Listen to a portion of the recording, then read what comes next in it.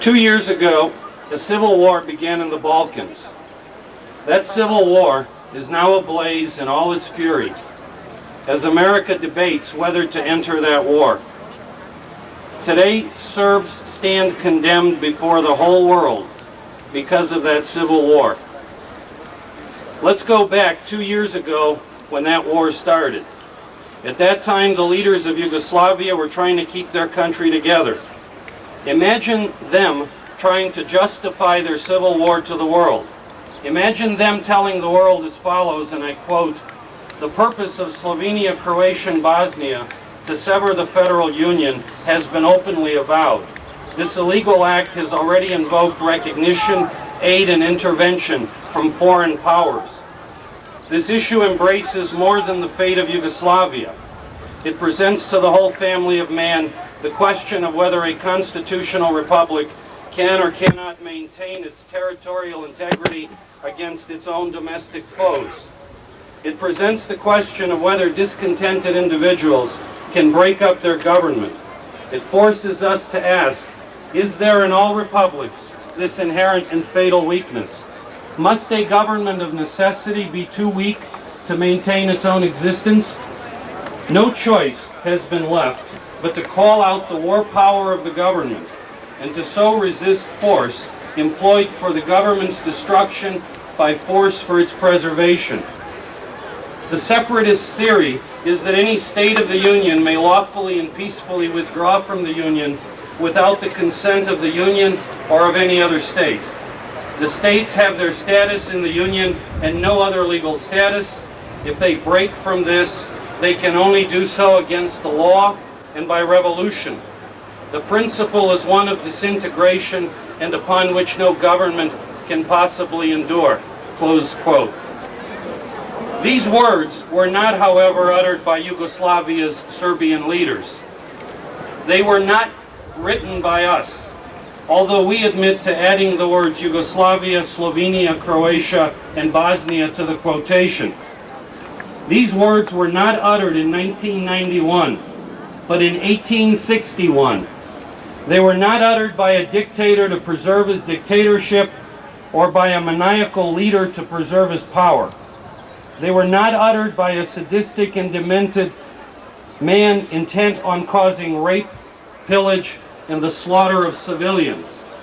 Although rape, pillage, and the death of countless civilians occurred frequently after these words were uttered. These words were not uttered to a demented people intent on preserving their God-given manifest destiny of territorial expansion. These words were uttered to the whole world in a special session of the American Congress held on July the 4th. They were uttered in an effort to justify the American Civil War. These words were uttered to preserve this union and this nation. They were uttered by a mild, peace-loving Abraham Lincoln. By these words, President Lincoln expressed the view that a nation-state, a duly constituted republic, has the fundamental right to self-preservation and to wage war against those of its citizens bent on separation. He also uttered these words to inform the world that a civil war is the internal business of the nation engaged in the struggle. These words were uttered 85 years before the United Nations Charter recognized that the world had no right to meddle in the internal affairs of any nation. Imagine the outrage of Abraham Lincoln if England and France had actively supported the insurgent rebels of the South in America's Civil War. Imagine the outrage of the people of the North if England and France had threatened to bomb New York, Washington, and Chicago unless Lincoln let the Southerners go. Imagine their outrage if a new called Congress of Vienna or Congress of Berlin threatened war crime trials against Abraham Lincoln for starting the war, against General Sherman for burning Atlanta, and against the General and later President Grant for the lengthy siege, merciless bombardment, and the death of a large number of civilians in Vicksburg. Imagine the outrage of the American public now if Texas or California tried to secede from the Union and the United Nations, led by China, Russia, Iran, Iraq, Libya, and Syria, threatened the United States with sanctions and bombing if our government stood in the way. If America today can imagine that outrage, then America can imagine our outrage today.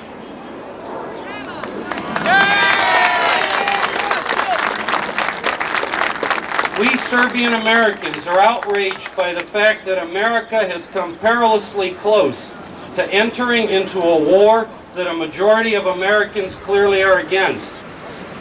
We are outraged by a government policy that violates a fundamental principle of the United Nations Charter, prohibiting interference in the internal affairs of another country, and ignores the words of President Woodrow Wilson, and I quote, "What is it that America stands for? It is the sovereignty of self-governing people," close quote.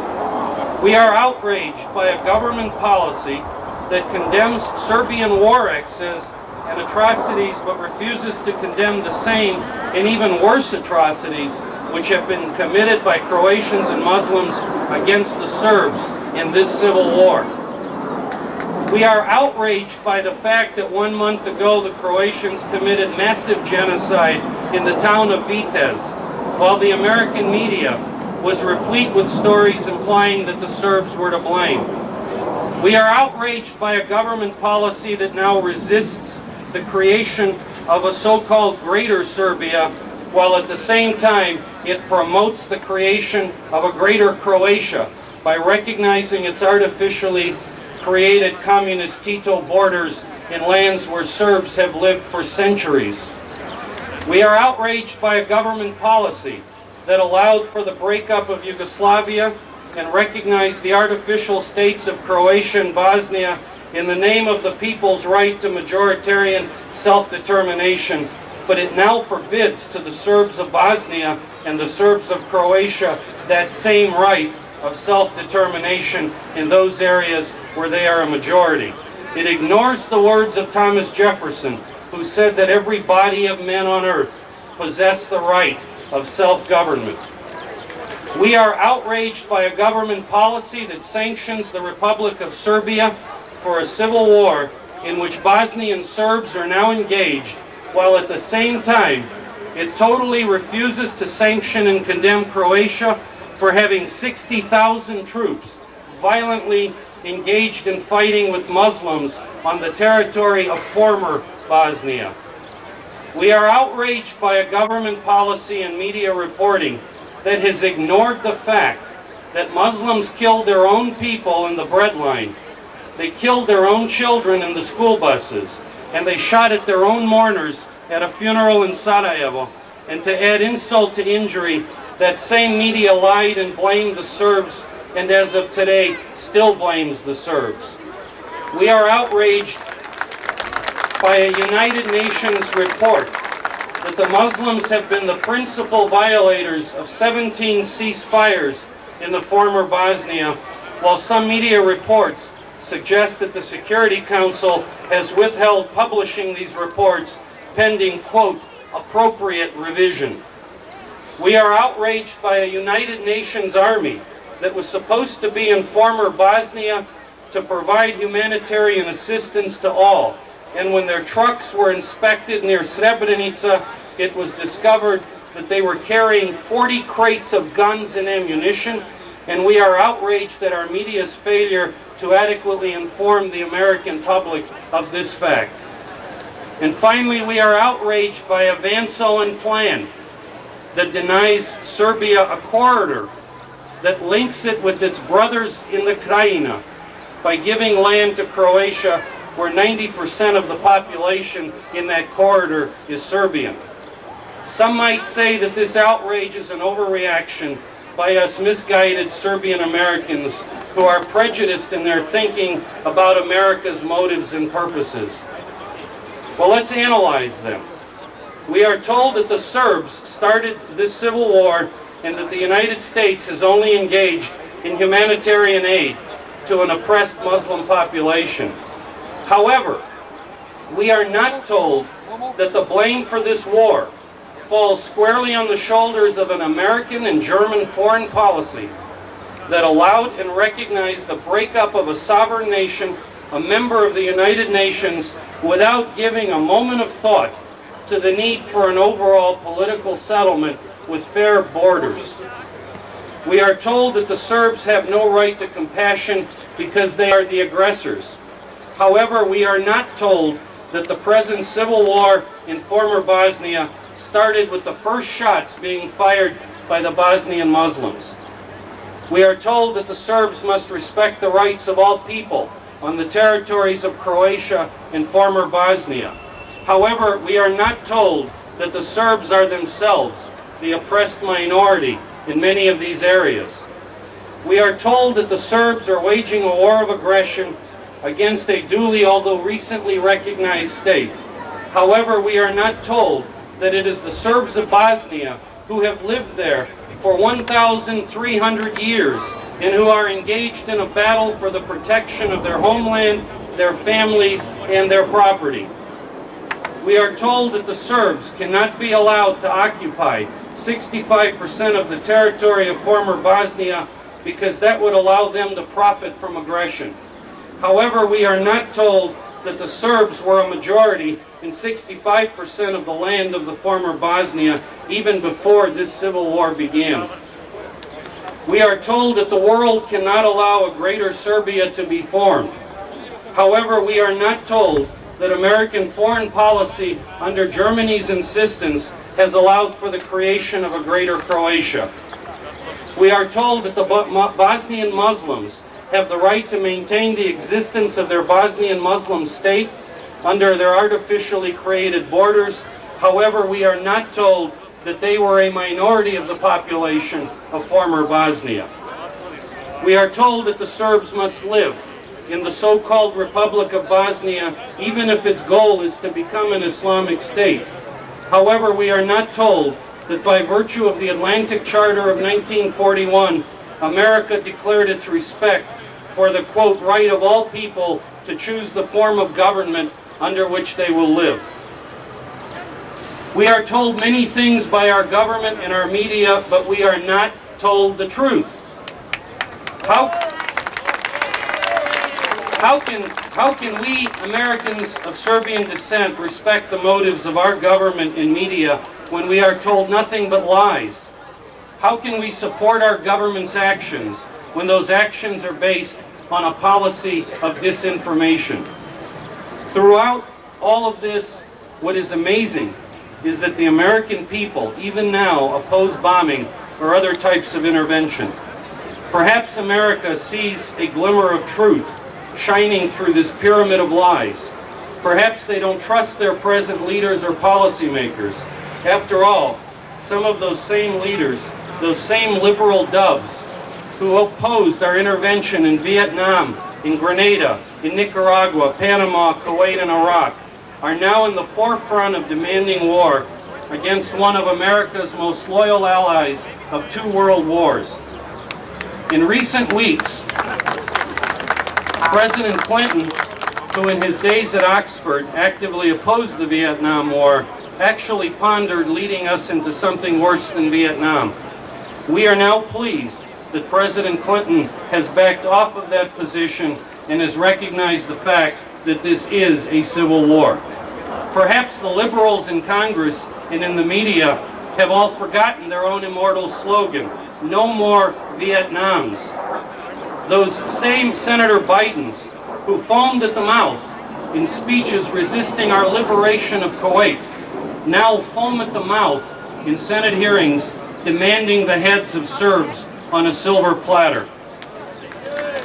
The American people have a great capacity for compassion and a great capacity for patience, but they also have a great capacity to know when their leaders are trustworthy and when their leaders are not. The American people have the highest respect for the concept of voting and majority rule, and so do the Bosnian Serbs, who appropriately left the issue of the acceptance of the Van Soen plan to a vote of the people who are fighting and dying and who would have to live under that or any other peace plan. Imagine our outrage. No, imagine America's outrage when our Secretary of State said the next day that America cannot tolerate the referendum. Quote, what right do those people have to vote? Close quote. And even now afterwards, he still proclaims that the referendum is irrelevant. What in the name of good God happened to our American concept of majoritarian rule, of free people choosing their own destiny, or of our democratic ideals upon which this country was founded? How can America trust its leaders when they try to deny the right of the Serbian people to vote? As Americans of Serbian descent, we express our outrage to President Clinton. We petition our government to stop the folly. We demand our government keep its nose out of other people's business when no vital interest is at stake.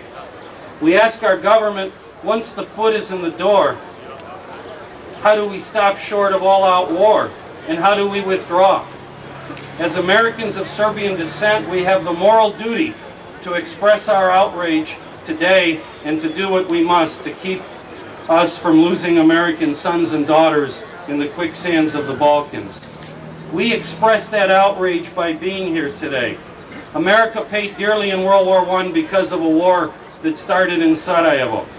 Mr. President, let's not repeat the tragedy. We want no more Vietnams and no more European follies. Let's take care of our own great nation. Let Europe keep its own house in order for a change. Mr. Clinton, you told us in your campaign that America needs fixing. Mr. Clinton, do your job. Fix America first, not Bosnia. Mr. Clinton, for this tragic civil war to end, America has to change its policy toward the Serbs. America has to concede that this is a civil war.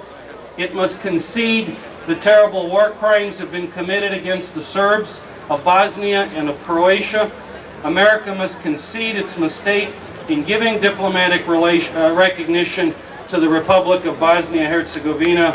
It must concede that Tito's borders have no basis in history or reality. It must concede that Serbs have as much right to live in a single unified Serbian state as the Germans have to live in a united Germany.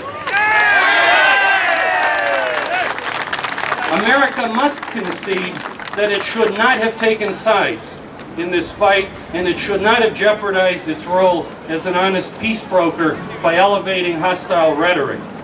America must seek a negotiated political settlement based on ethnic states in the Balkans giving due consideration to what are historic Serbian lands.